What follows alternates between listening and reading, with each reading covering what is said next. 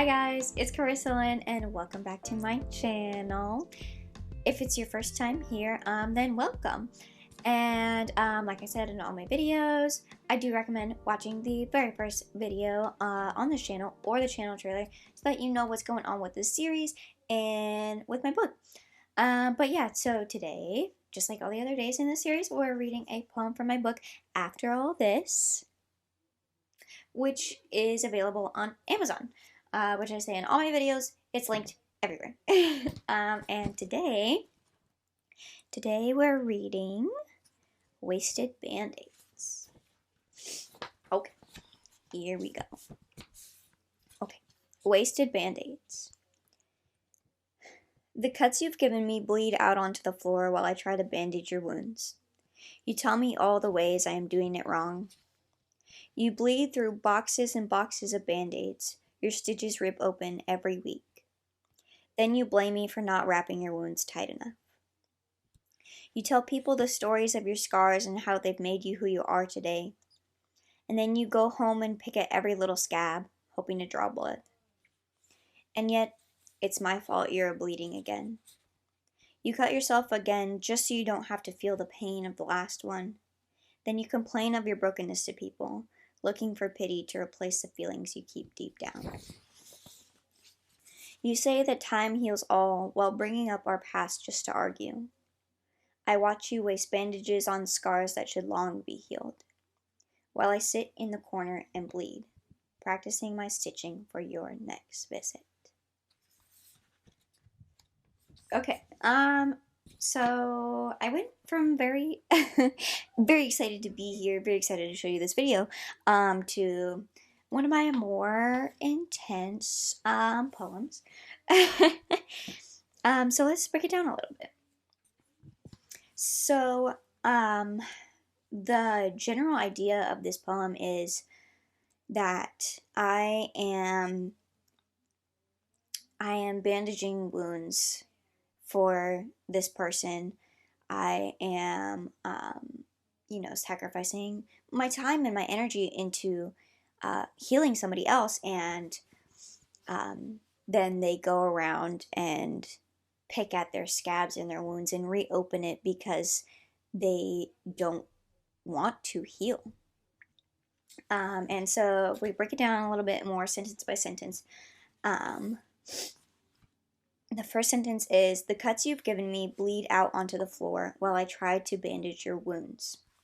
So I have been cut, I've been harmed, I've been hurt by this person, and I'm bleeding out, I'm in pain,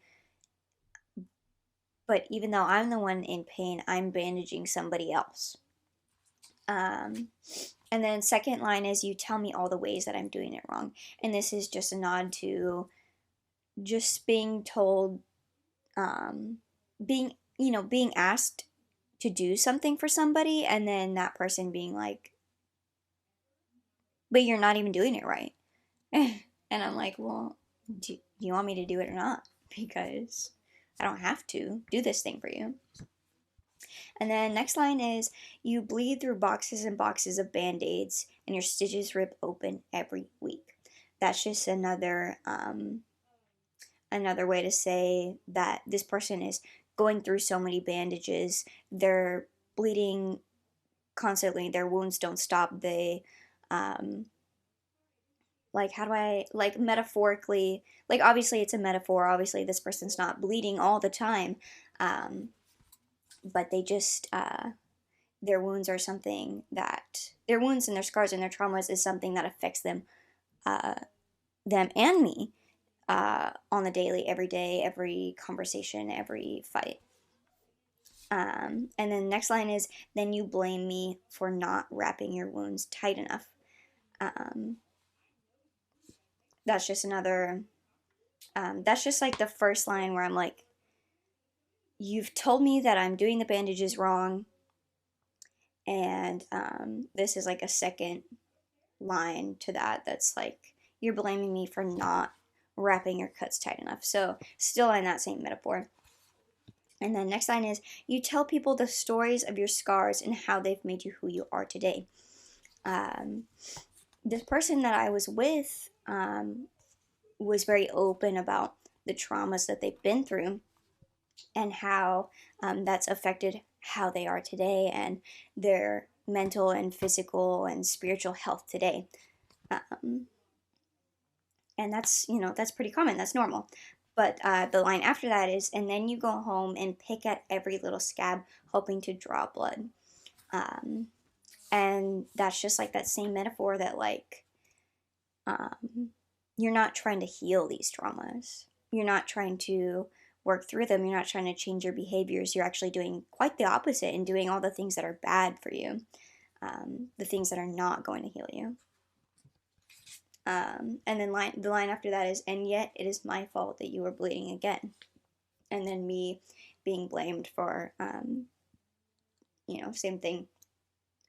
That, like, I have hurt this person, even though it's not my fault that they haven't worked through their traumas. Next line is, you cut yourself again just so you don't have to feel the pain of the last one. And that's just like, I'm just going to ignore this and pretend that it's not there and just focus on this one, because then the other one, it won't hurt as bad. If I have a knife in my back, I'm gonna go get a paper cut, and then the knife won't hurt so bad. That kind of thing. And then it says, then you complain of your brokenness to people, looking for pity to replace the feelings you keep deep down. And that's just like, this person always, like I said, very openly tells their stories about their traumas, but not ever to actually get help. They never accept help, and they never try anything new to get through those things. And the next page, it says, you say that time heals all while bringing up our past just to argue. And this is a nod to when I was in my relationship. Every time we fought, it was a new thing that I did right now that doesn't actually really matter. And then the thing that we're actually fighting about is something I had done before that still doesn't even matter. So just bringing up all the things that I've done wrong again and again and again. And they're not even things that I've done wrong, or just times that I had hurt this person's feelings, and had since, already apologized for, kept being brought up again and again and again and used against me to put me in the position of the bad guy. And then next line is, I watch you waste bandages on scars that should long be healed. And that's just another nod to, you're hurting yourself. You're picking at these scabs of these scars and these things from your past that you should have already have worked on, or you should already be healed from, or you should be working on, already. But you're still suffering the consequences, and now I'm suffering the consequences of these traumas because you pick at them and you just fester in them, and you're not doing anything to change that. And then the last sentence is, while I sit in the corner and bleed, practicing my stitching for your next visit. And so that that brings it back to the beginning of, I'm still bleeding out, I'm suffering because you're suffering, but I'm the one that's helping you. Yeah, so that's kind of what that poem is about. Is just in my relationship, I did my best to avoid this person's triggers. I apologized for everything. I knew their traumas, and I knew the things they needed to work on, but they refused to work on those things, and their trauma affected both of us. So that's kind of what that one's about. And yeah, I think that one's really important. And I know that you can't have everything figured out just to enter into a relationship, obviously.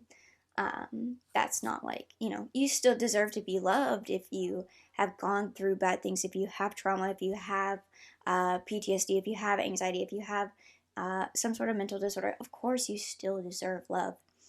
But knowing that you should be working on something because it's actively hurting you and it's actively hurting your relationships, and then blaming others for your pain, even though you know it's sourced from something else, is not the way to go about it. So that is kind of what that poem is about. And yeah, so that was Wasted Band-Aids from After All This, my book, which is on Amazon. So yeah, thank you guys so much for listening, and thank you for reading along if you have a copy. All of the links to this book will be in all my social medias. So it'll be either in the description or in the comments or on my landing page, on my Instagram, all that kind of stuff. But thank you for listening, and I will see you guys for the next video and the next poem. Thanks. Bye.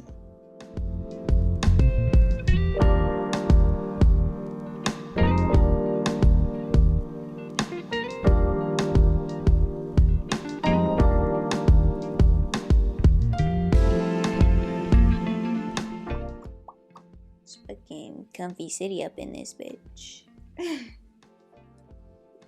Look at my new sweater I got at Walmart. I'm the coziest person you know. Okay. Anyways.